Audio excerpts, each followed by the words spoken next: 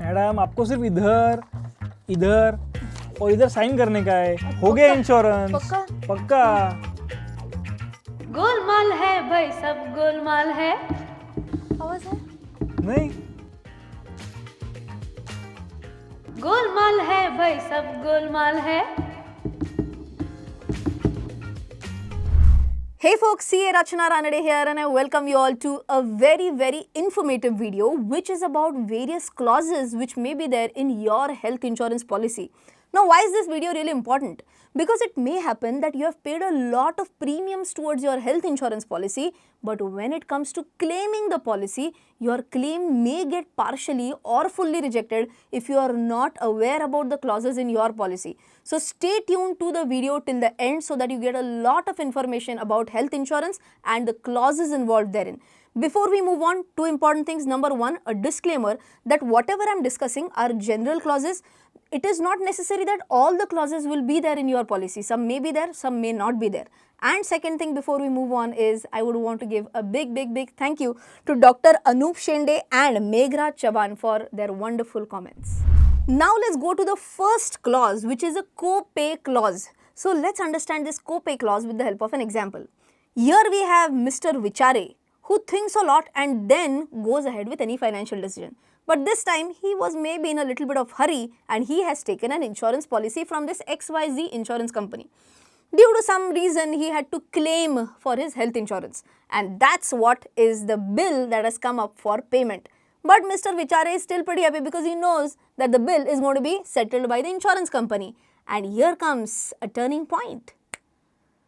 Now Mr. Vichare has turned into Mr. Bichare because right now he has come to know about a co-pay clause which exists in his insurance policy.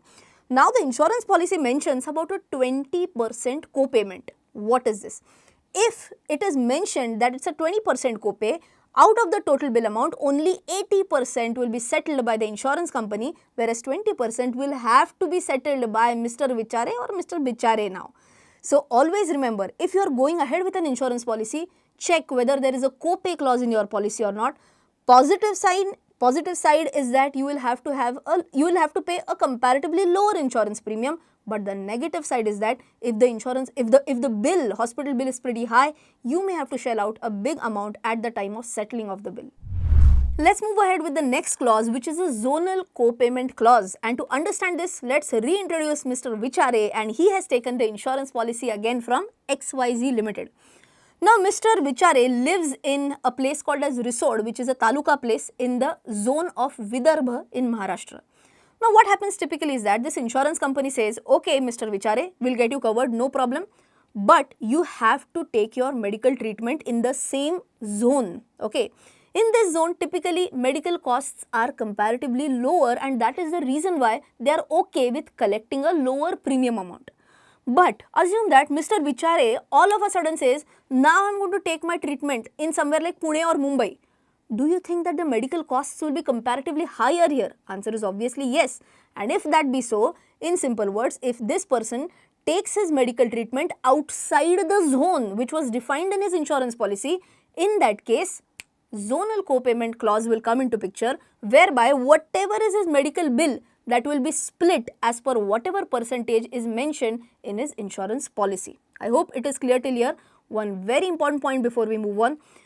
Co-pay clause and zonal co-pay clause, they may either coexist in your policy, or it could be either or it could be none of them as well. So please check your insurance policy before you take your final decision.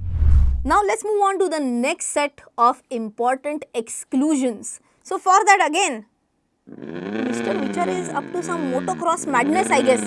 I don't know what is he up to. Okay.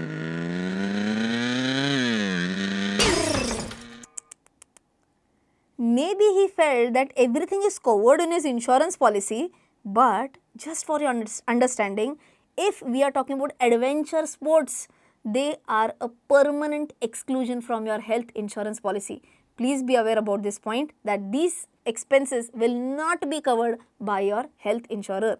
Second one, if you are doing any sort of drugs or narcotics abuse, that will also be forming a part of your permanent exclusion. And if you are doing any cosmetic surgeries, they will also be permanently excluded. Let's move on to the next clause, which is called as the waiting period clause. Now, what is this? Assume that there is a person who is wanting to take up an insurance policy. He signs up for that, and within next 4 or 5 days, he is detected with asthma. In such a case, typically insurance policies will say that there is a waiting period of 30 days from the commencement of the policy. So, from the commencement of policy for a period of 30 days, his claim will not be accepted. That is nothing but a waiting period. Again, let me tell you, I said generally it is 30 days. Your policy can have a different waiting period. So, please check your insurance policy, right? Second thing is that maybe a person decides that, okay, I want to take up a health insurance policy. He goes for a medical test, and during the medical test itself, it is discovered that this person has some disease against, say, asthma. In that case also, there could be a waiting period which could be involved, but how much could be the waiting period? Again, depends on your policy, number one. And number two, in such cases, premiums will be typically higher. Why? Of course, the insurance company knows that there's going to be an outflow at their end, so typically premiums will be higher. And one more point that I would want to bring to your notice is that if we are talking about certain medical conditions which don't fall into the emergency category, something like a cataract, in that case the waiting period could be a shade higher. It could go up to almost even 2 years. Again, how much waiting period is there in your policy? Please check that first and then proceed. Well, we did talk about co-payment clause, we talked about the exclusions, we talked about the zonal co-payment, we talked about the waiting period. There are 3 more clauses that we are going to discuss right now, and I'm sure you might be like, oh my god, how on earth am I going to check all these clauses and then choose the right insurance policy? Is there some easier solution for that? And answer is yes. Ditto has got you covered. They can help you to give absolutely free consultation, and they'll give you an honest insurance advice wherein their experts can call you at your convenient time, and they can help you to understand all the clauses which are there in either the life insurance or the health insurance policy. Once you're convinced that, okay, this policy suits me the best, once you're convinced that, okay, I've understood all the clauses, they can also help you through the entire buying process, and Bhagwan na kare, but if there is a claim to be processed, they will also help you to settle the claim. Number 2, if you have an existing health insurance policy, in that case also, they can help you review your policy, and they can also help you to change the health insurance policy. If you want to book your call with Ditto, don't forget to check out the link in the description box below. Also wanted to tell you that Ditto is backed by Zerodha. Let's move on with the next clause, which is about the room rent restrictions. Okay, now what is this about? There are certain insurance policies which will mention that most services rendered in your room, something like doctor's fee, consultant's fee, or it could be like other diagnostic exams, they will not be fully covered if you are choosing a room which is higher than the room limit which is mentioned in your insurance policy. Didn't understand? Okay, I'll give you an example. Again, we have Mr. Vichare, and we have the XYZ insurance company from whom he has taken the insurance policy. Now, it was very clearly mentioned in his insurance policy that the room rent limit is rupees 5,000. But he chooses to go ahead with a room rent of rupees 10,000. Now, what all things are there in his bill? It is the room rent, then he has some doctor's fee, consultation fee, some diagnostic examinations, but only half of the bill will be covered by the insurance company and half will have to be paid by now Mr. Bichare. So, I hope you have understood that if there is a room rent restriction in your insurance policy, then be aware that entire bill might not be settled by the insurance company if you exceed the room rent limit. So, what is a better choice? Better choice is that select an insurance policy which does not have such a restriction. Let's move on with the next point, which is about cashless claims. But to understand about cashless claims, let's divide the discussion into 2 parts. One, wherein we are talking either about planned treatments, or number 2, where it is about emergency situations. First, let's start with planned treatments. In this case, what needs to be done if you want to go ahead with a cashless claim? In that case, at least 2 to 3 days prior to the decided date with the hospital for your surgery or whatever, you need to first go to the insurance desk at the hospital. Acha, of course, which hospital? Which is in the network of that specific insurance company, right? So, first you go to the insurance desk, you submit a copy of your insurance policy, you give your ID proof, you give them about the initial diagnostic reports, and any other documents if they are demanded by the insurance desk. You need to give all of these to the insurance desk when at least 2 to 3 days before the planned procedure. In that case, they'll go ahead with a pre-authorization, and if the pre-authorization is done, then you need not pay even 1 rupee while you are being discharged. Okay, this is about planned treatments. What about emergency situations? Of course, you can't pre-intimate them, but in case of emergency situations, whenever the patient is admitted, within 24 hours from the date of admission, you have to intimate the same to the insurance company. If you don't do so, if 24 hours lapse, then it will be more of reimbursement rather than a cashless claim.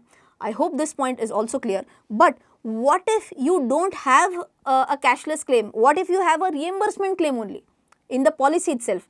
In that case, what needs to be done is that after the discharge is done, within 15 to 30 days of the date of discharge, or in some policies it is given within 7 days of the date of discharge, you should initiate the claim process.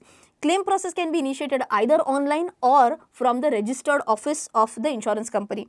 Along with this filling up of the form, you need to attach the reports, you need to attach the original copies of the hospital bills, doctor consultation reports and diagnostic reports, and if any other document is required.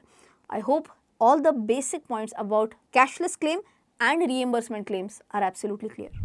Moving ahead with the last point, assume that you go ahead for a claim and you submit the final document, last document for the claim. What happens? Within 30 days of the last document submitted, the insurance company either has to settle the claim or they can reject the claim. Now, the big problem is that if your claim is rejected, then what? Step number 1, you can go back to the insurance company. Basically, you drop an email to the grievance redressal cell. You can drop the email, and if you don't receive a reply within 15 days, or if you receive the reply but the reply is not satisfactory, then you can approach to the insurance ombudsman. Now, who is this insurance ombudsman? Basically, he is a person who is like a mediator between people like you and me and the insurance company. Here, the redressal can be done only up to rupees 30 lakhs. But if you don't receive a proper reply from the insurance ombudsman, then what? Then you can approach IRDAI, which is the Insurance Regulatory Development Authority of India. You can call on this number, or you can also drop an email to this email address. And unfortunately, if this also does not work, then you can knock the door of the court. But of course, I hope you understand that this can be an expensive and a time-consuming affair. So instead of going through this long process, it will be better if you choose your insurance policy correctly, and to get a good consultation for choosing the right insurance policy, as I mentioned before, you can definitely approach Ditto. The link is there in the description box, and very important point, they have a no spam policy. If you loved this video, don't forget to share this with your friends. Don't forget to hit the like button.